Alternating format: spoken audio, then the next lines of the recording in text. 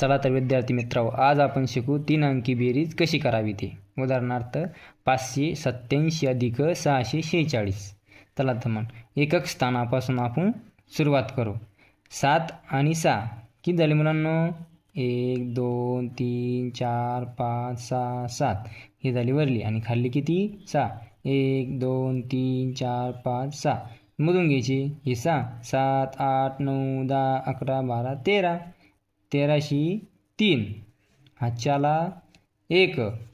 आता ही 8.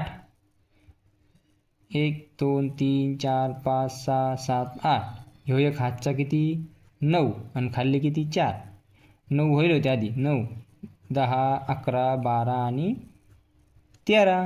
13शी 3 हातचाला 1. नंतर किती? हे किती आहे संख्या? 5. 1 2 3 4 5 आणि हा एक हातचा 6 आणि खाली किती आहे? 6. 1 2 3 4 5 6 7 8 9 10 11 12.